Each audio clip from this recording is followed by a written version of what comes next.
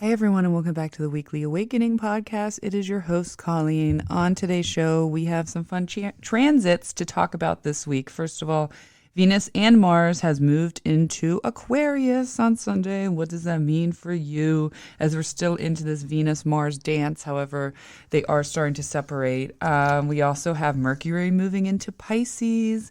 And let me tell you, you already know what happens to me when things happen to Mercury that aren't very happy. Sometimes I get a little wonky or say things backwards on this show. Again, I'm so Mercury ruled. That's my chart ruler. That's like my major mind thinker. So Mercury in Pisces is debilitated. It's not happy. So, and especially in the water sign of Pisces, I feel like I often will find myself not knowing what I want to do in life, not really being able to make a decision. I can't focus. And I knew it was happening because, you know, Mercury switches just almost as fast as the sun into a new sign. So I knew it was in Pisces. And I would say it was maybe starting Saturday. I had no drive for astrology. Not that I didn't have a drive for astrology and all of this. I just couldn't focus. It was like crazy. I was like, okay, I wanted to get this episode out yesterday. I got to write this out. I got to get my social media ready. I got to figure all that out. And then every time I like went to go do it or had the moment, I couldn't focus or I didn't want to focus on it. Now, what I used to get stressed out about that, if that happened to me and feel like, oh my God, I need to do this. I have to accomplish this and force it. Whether with astrology, the show, the hair healer, other stuff like that, I would do that. And then what I learned is this is a passion project. This is what I love to do. This brings me happiness.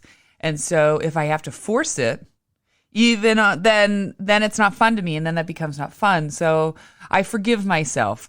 Again, instead of feeling not productive, if I can't focus over the last few days, I say, there's a reason that you can't focus on your astrology stuff. So just focus on whatever you can. Just trust whatever's showing up. So I spent a lot of time sort of cleaning, reorganizing, which was very Mercury and Saturn last week. I got a new couch in last week. You know, I just sort of got my stuff together all week last week. I was very efficient. I was on time. I was early. I was getting everything done. It was amazing. So nevertheless, I got everything in order before Mercury goes and makes chaos a little bit. And we'll just start with that, right? Mercury in Pisces. We got Pisces, the water sign. We have Jupiter there where it's happy and comfortable. However, Jupiter adds. Jupiter is the planet of adding, growth, abundance, making things bigger.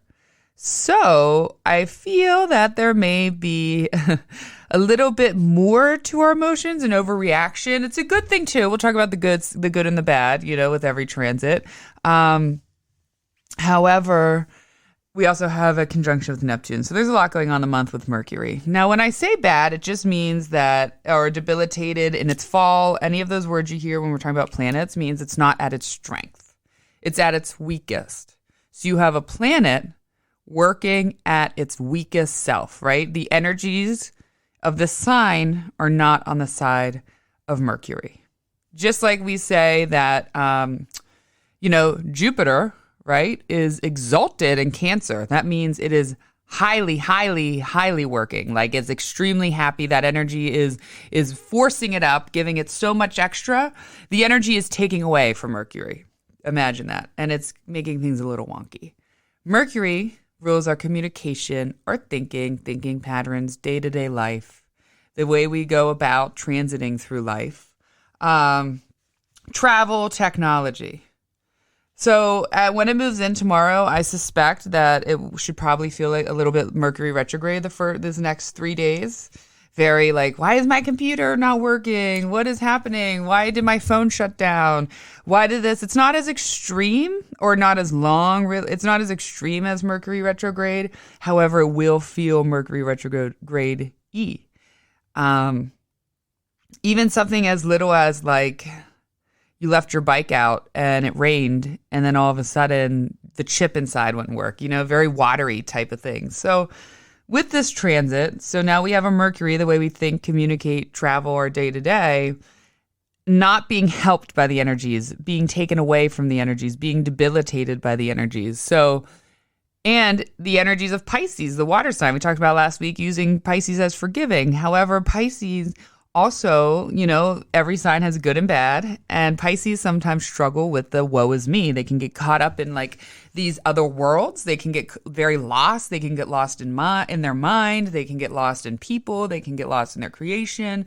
You'll find, Pisces will oftentimes be the isolators, or be like, okay, I need to isolate for 3 months and then I'll pop out. I made a joke that I love how on my Twitter, how Pisces come alive in whatever it's their sun, when the sun enters their sign. It's like, oh my God, I can be happy and free for a month.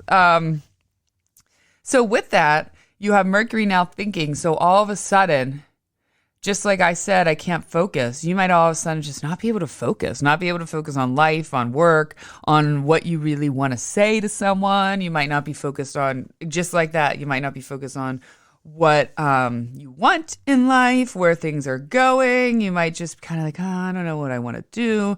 You might be more prone to isolating right now, to not putting yourself out there, having higher emotions, crying easier, being very apathetic might be coming on and off. It's not like, it doesn't mean that this is like for the next 30 days, every day is going to feel like this, but it's going to be waves and cycles throughout days and throughout over the next month. Very like, again, apathetic, easily caught in illusion. You might find yourself daydreaming, sort of saying, having a lot of my life would be better if, quotation marks thoughts, like my life would be better if this happened. My life might be better if this didn't happen. My life might have been sort of those wonky, woe is me.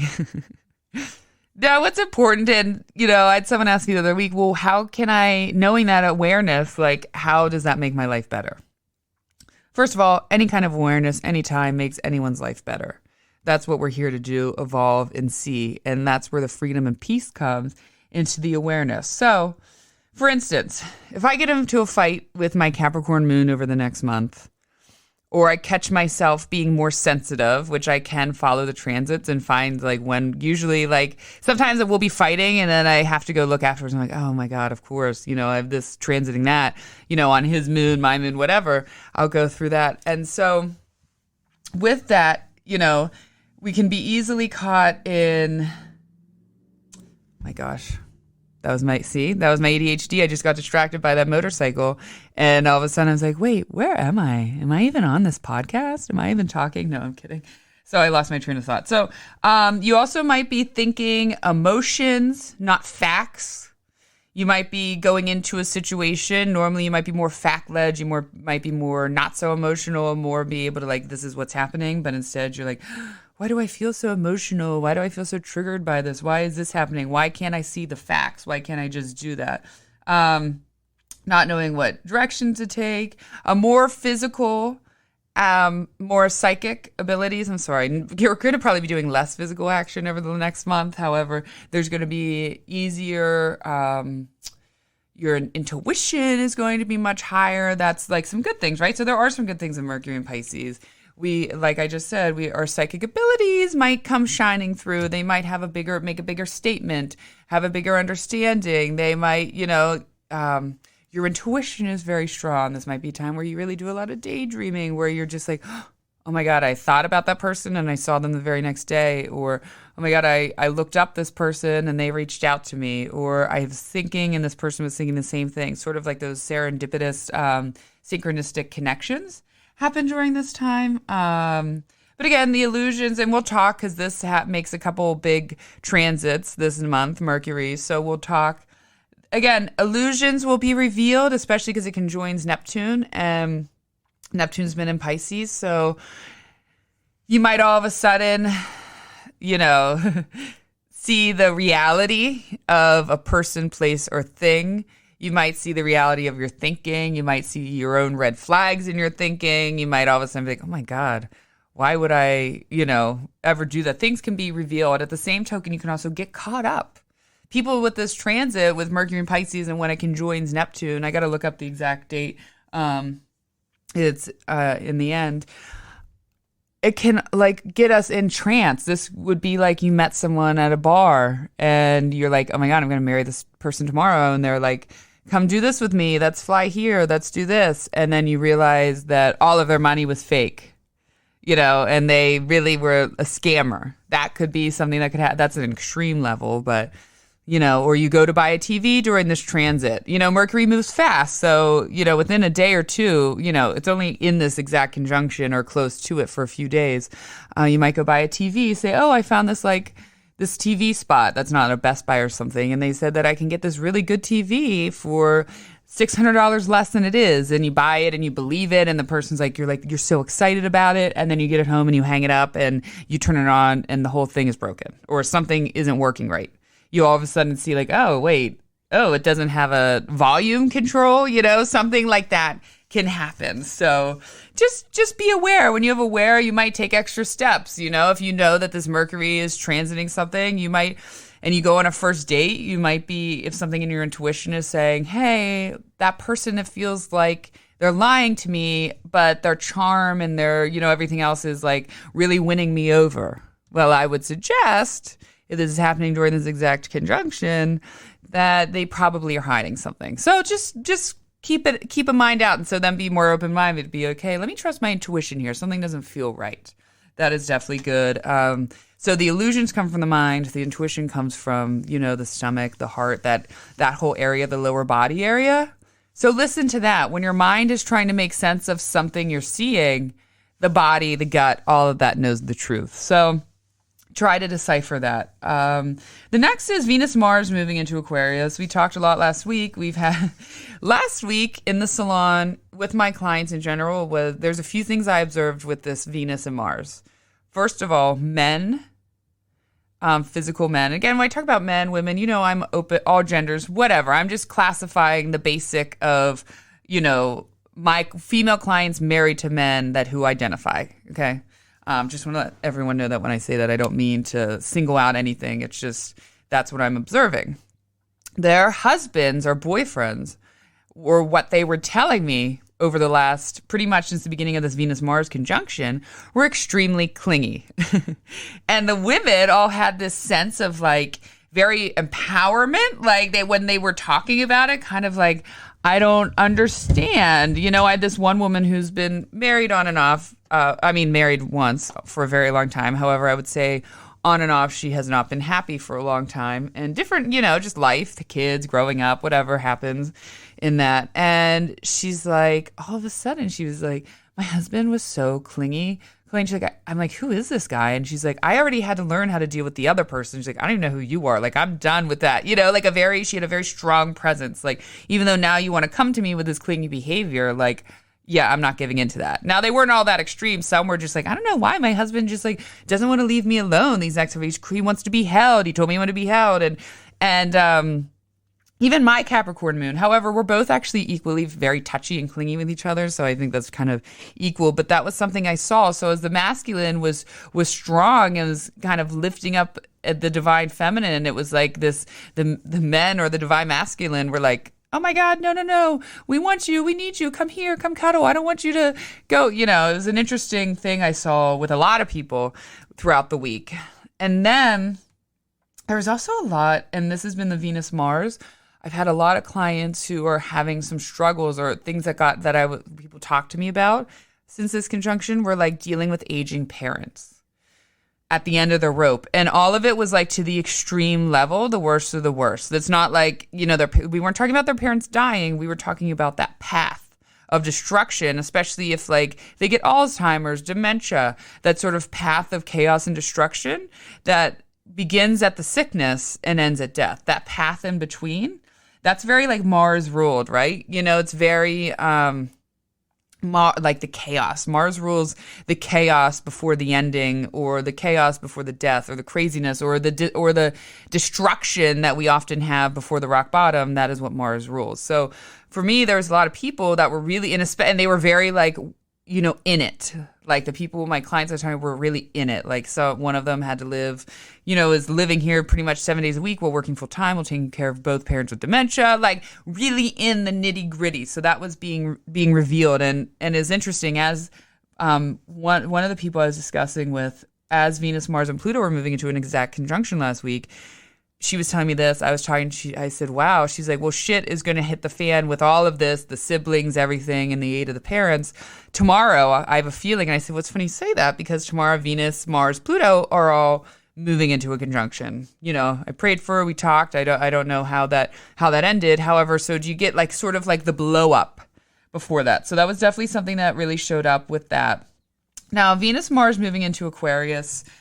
We have Venus and Mars, so love, friendship, pleasure. It's been a Venus revolution essentially since November 5th. It's been in Capricorn, a very hard sign. It retrograded. It made a bunch of conjunctions with Pluto, Mars. There was just like a lot of intense energy. So our Venus, our love life, our friendship, our beauty, our aesthetic, our children. This is a big children. We don't want to leave the children out. Big children transit, some sisters, siblings, those things, the divine feminine and masculine were up front in your life, and they were up for review and shift and changing, especially if you go to where Capricorn is in your chart. There's a lot of shifts, a lot of changes in there. And so when they moved into Aquarius, we still have traditionally ruled by Saturn, but it has some Uranus energy, and it's a little bit lighter, but it's more innovative. It's more solution based.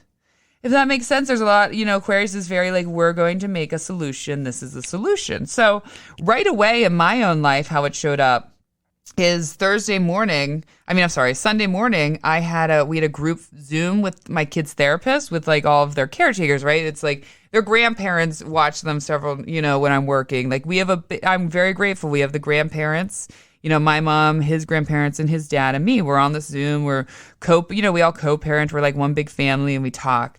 And we're talking about our kids, and they came with us, what they were thinking, the therapist, and how we can move forward. We ended up having like a 1 hour. It was extremely went very well. Everyone was able to talk freely. No one got angry. No one talked over each other. And we really came up with some very good, we updated everything. We thought of a new plan. We saw things in a new way together. And then we were able to just be like, okay, well, this is the plan now. This is the new treatment plan moving forward. And so it was a very some problems all of a sudden had solutions. So when it comes to kids over this next month, or while Mars and Venus is there, there's going to be kid problem solutions. Now, Venus is not out of the water. You're like, what? Because now she's floating around between Pluto and Saturn, two malefic planets. That's why it sort of still may feel a little bit like wah, wah, wah. I can't enjoy anything, no pleasure, no whatever. It might still feel that way until she moves into where she is exalted in Pisces. So opposite of Mercury, she's exalted and happy in Pisces. That it's like April 6th. So with that, there might be some out of the blue changes, with your kids that might be scary at first. However, the way that you need to solve the problem might be, come to you very fast. All of a sudden, it's like, okay, this showed up, this big thing. Now we're going to figure out how we're going to take care of that, how we're going to get it going. Same with your work, your creative pleasures, within Aquarius, you might all of a sudden be able to take it on and something wasn't working correctly, how I wanted, my artistic, my podcast, my book, whatever it is. But now I feel like I've found a new way that I could probably make this work.